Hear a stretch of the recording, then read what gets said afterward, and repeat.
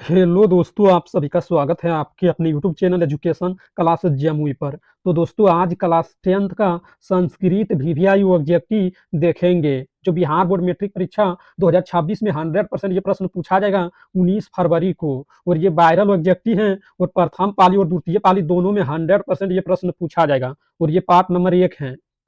तो देखिए, प्रश्न संख्या 1 में कहता है अलस कथा का लेखक कौन है? तो इसका correct answer Vidyapati, option A.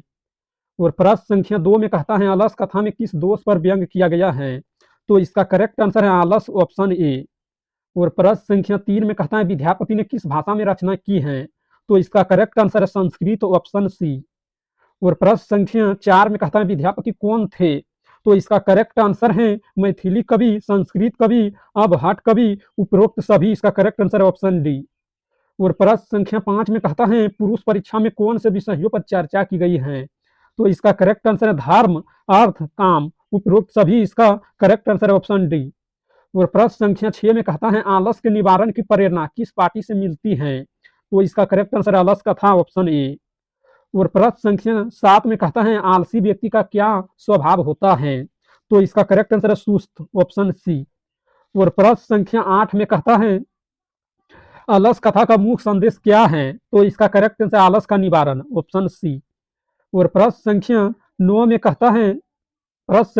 कहता है आलसी व्यक्ति किस पर निर्भर होता है? तो इसका करेक्ट आंसर है दयावान व्यक्तियों पर, ऑप्शन सी।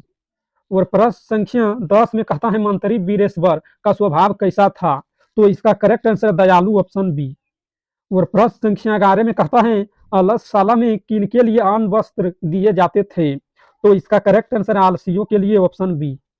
और प्रश्न संख्या 12 में कहता है अलस कथा में किस राज का उल्लेख किया गया है? तो इसका correct answer Mithila, option B.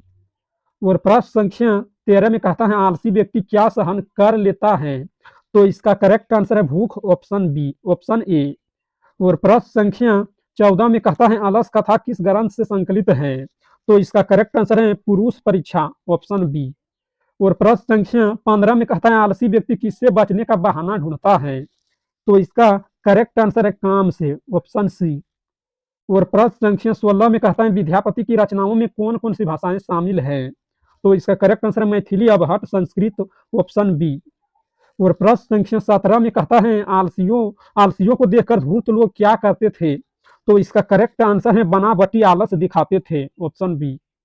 और प्रश्न संख्या 18 में कहता है अलस कथा में किनका सुख देखकर धूर्त लोग आलस दिखाते हैं? तो इसका करेक्ट आंसर आलसियों का, ऑप्शन सी। और प्रश्न संख्या 19 में कहता है अलसशाला के कर्मियों ने आलसियों की परीक्षा किस प्रकार ली? तो इसका करेक्ट आंसर है आग लगाकर, ऑप्शन बी। और प्रश्न संख्या 20 में कहता है आग लगने पर चारों आलसी पुरुष क्या कर रहे थे? तो इसका करेक्ट आंसर आपस में बातें कर रहे थे, ऑप्शन सी। और प्रश्न संख्या 21 में कहता है विद्यापति की विशेषता क्या थी? तो इसका करेक्ट आंसर संस्कृत भाषा में प्रभुत्व, ऑप्शन सी। और प्रश्न संख्या 22 में कहता है अलस कथा में आलसियों को किसने बाहर निकाला? तो इसका करेक्ट आंसर नियोगी पुरुष, ऑप्शन सी। और प्रश्न संख्या 23 में कहता है आलसियों को किसकी आवश्यकता होती है? तो इसका करेक्ट आंसर दयावान व्यक्ति, ऑप्शन सी। और प्रश्न संख्या 24 में कहता है चारों आलसियों पुरुषों को किस कारण से बाहर निकाला गया? तो इसका करेक्ट आंसर है उनकी प्राण रक्षा के लिए, ऑप्शन बी। और प्रश्न संख्या 25 में कहता है आलस कथा में आलसियों का मुख्य शत्रु कौन है? तो इसका करेक्ट आंसर आलस, ऑप्शन ए। अगर इस वीडियो पसंद आया तो लाइक करना और इस चैनल पर पहली बार है तो चैनल को सब्सक्राइब करना, ताकि जब भी वीडियो डालेंगे तो उसका नोटिफिकेशन आप तक पहुंचेगा और आप सबसे पहले देख पाएंगे।